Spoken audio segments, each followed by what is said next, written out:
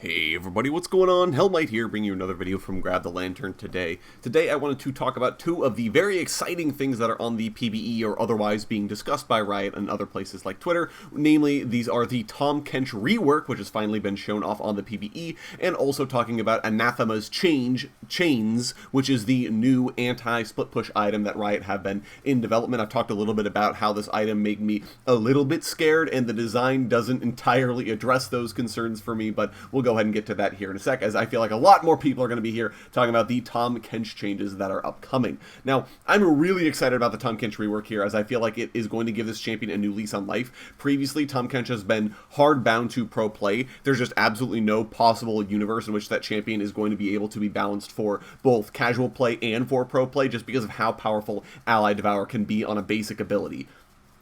And we've seen this before with a bunch of champions, especially a champion like Diana, for example, who for a long time was sort of gated by the fact that Moonfall was such a powerful ability that she couldn't possibly have it on her kit as a basic ability. Like, that's just how good that ability was. Like, there really wasn't much of a way for Riot to be able to say, yeah, you're allowed to use this, and a reasonable cooldown, right? It's fine if a champion has a relatively long cooldown on a basic ability, but you really start capping out at about 30 seconds. Anything more than that, the ability just kind of becomes, why isn't this the champion's ultimate? Especially because that ability, if it is on such a long cooldown, the question becomes, why isn't this their ultimate, right? I never get to use it, and it takes up so much of their power budget that their ult therefore has to be kind of lackluster to match it, that sort of a thing. So, in a similar fashion to Diana, Tahm Kench's Devour was way too strong for the slot it was upholding, so Riot essentially made the decision to swap that around with his W here.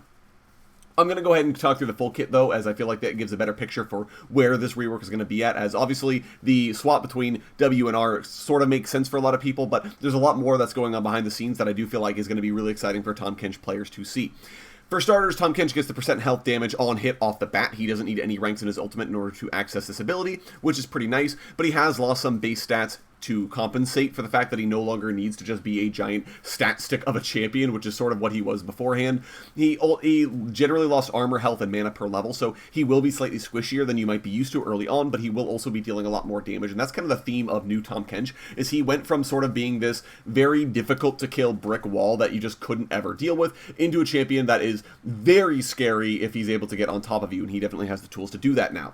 His Q now heals him if he hits a champion with it, which is really nice, and he can perform that old Q Devour combo that he used to be able to lick minions into his mouth. He can do that on enemy champions now, which is hilarious. Obviously, he still needs to have them at maximum stacks, but if he is able to get them to max stacks, and then they sort of either use a mobility spell or otherwise flash away, he can lick them and then press R and lick them directly into his mouth, which is a really funny combo to think about, and it actually, I think, will have some gameplay implications. This isn't like Mundo last hitting champions with E and knocking them away, where it's like, okay, that's kind of a fun teabag, but it doesn't do too much for the game itself. Like, that's actually a relevant mechanical combo here, so really excited to see, especially pros, pull that off if they do end up playing this champion.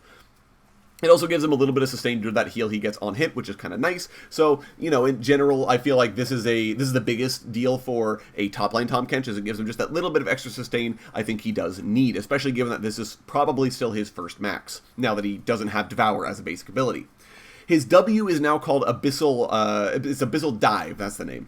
And the damage on this is pretty good, so if you haven't seen it yet, he dives down, and then after a brief delay pops up, damaging and knocking up enemy champions in the area of effect. The range is actually very decent on this. It's not quite like a screen away, but it is a fairly good range ability, so even if he can't jump directly on top of you, he can sort of jump behind you and try to set you up for a Devour play. And in general, though, he is going to be fishing for the hit, because it does refund part of its cooldown and mana cost if you are able to actually hit an enemy champion with this ability, which is kind of nice. The cooldown is fairly lengthy. It's 21 seconds at early ranks, so you don't want to necessarily be missing this ability, but it does mean that if you are able to get that hit in, you'll be able to use it a little bit more often to potentially get out right afterwards.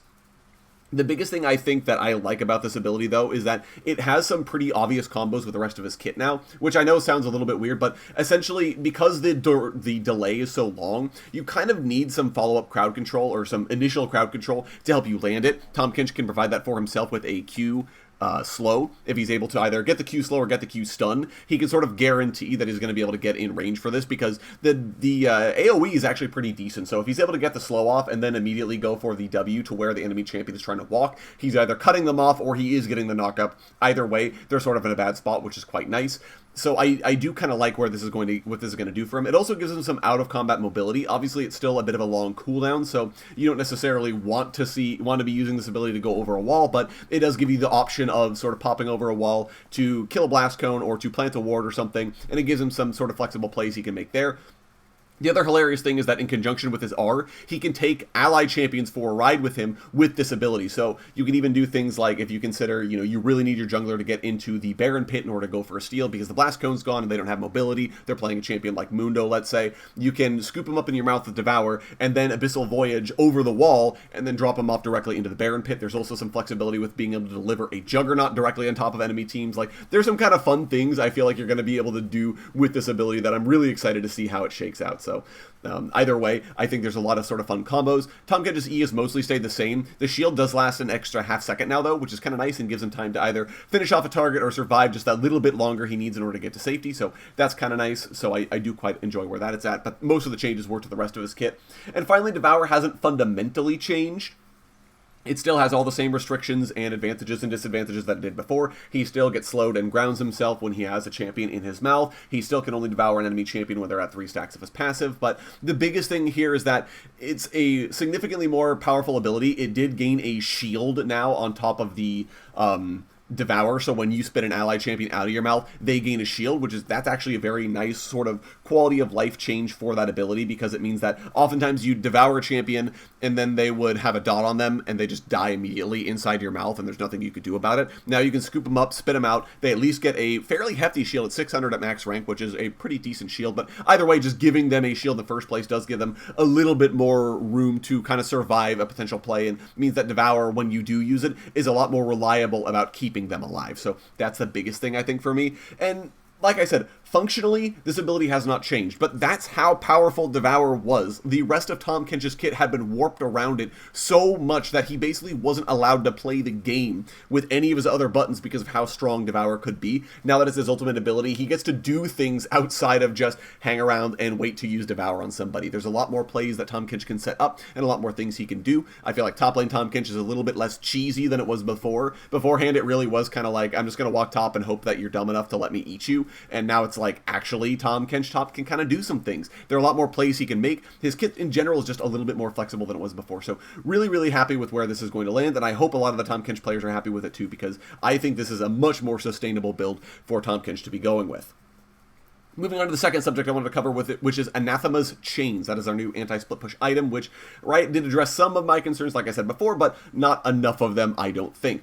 Anathema's Change is 650 health and 20 ability haste, which is a decent stat package. Pretty much every champion will be able to get some degree of value out of it. Obviously, this is better on, like, tanks and fighters. Those are generally the champions that are going to want to be building this sort of item because, they generally care about health a little bit more than anyone else. But generally speaking, I'm kind of happy with where this stat package is at and what it essentially any champion can opt into it if they really decide they like the build path in particular.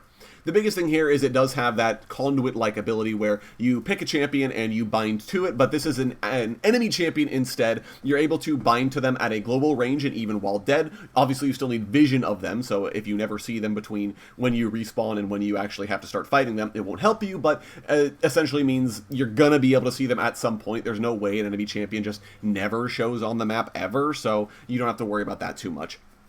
And over the next 60 seconds, you do build up stacks of damage reduction against them, 1 stack per 2 seconds. So this does mean that if, for example, you buy this item, you bind to an enemy champion, you're maybe dead for another 20 seconds, let's say, so that's going to get you some stacks. You're going to be a little bit, it's going to take you like at least 20 seconds to walk back to lane, so you're going to be waiting for some stacks there. So this item essentially will always be mostly stacked as long as you're able to see the enemy champion on the map before you respawn with it, or even if you just buy it while you're in base, right? Like, you'll have the ability to use this item and get some degree of value out of it off the bat.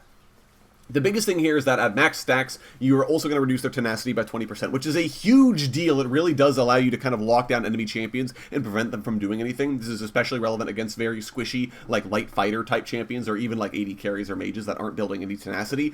They're going to have a really bad time because you can extend tenacity under 0, so it increase the duration of CC effects on them longer than normal. That's totally a thing that you can do with tenacity reduction, especially then if you consider something like Ornn Brittle on top of that. and you can really just make someone have a bad day if you have the fully stacked Anathema's chains right next to them and giving them that 20% tenacity reduction, which is a really big deal. The 30% DR is also nuts. Like, that's so much less damage from a Fed carry if they were hitting you with a 200 damage move. Instead, it's only going to do 140 damage. And that's just constant. That's everything they do is doing 20% less to you, which is, like, absolutely absurd. But to be fair as well, this does not reduce true damage. So it cannot save you from Fiora Vitals. It cannot save you from Master Yi with E active. It doesn't actually do anything about that. So that's a little disappointing to me because, you know, Fiora is one of the biggest champions people think of when they think of split pushers, and this item essentially does nothing against her. So in reality, I feel like this is going to be a good tank item to opt into when an enemy team has a super Fed carry. Let's say, for example, their Jinx is really snowballed and you need some degree of ability to deal with her. Taking 30% reduced damage from the Jinx is going to be quite nice. Again, the counterplay I don't think is entirely there, but Riot did at least address the ability for you to snap cast it. You're locked out of casting this ability for 15 seconds when you enter combat, and like I said, it has to tick up over the next minute, so you can't just sort of snap cast it and get immediate value. Even if you see them and immediately press the button before you hit combat, well, it's gonna take a while for that DR to actually stack up, so you're a little bit sad about it from then on out. So either way, I am interested to see where this item goes. I feel like Riot might have missed the mark a little bit in terms of giving an anti-split push item, but it's not bad in regards to what it does. And that's going to be it for me today, guys. Let me know what you're thinking of the Tahm Kench rework or Anathema's chains down in the comment section below, especially if I've missed anything with that kit or the item in sort of abuse cases or use cases. I would love to hear your guys' thoughts down in the comment section below if you wouldn't mind letting me know.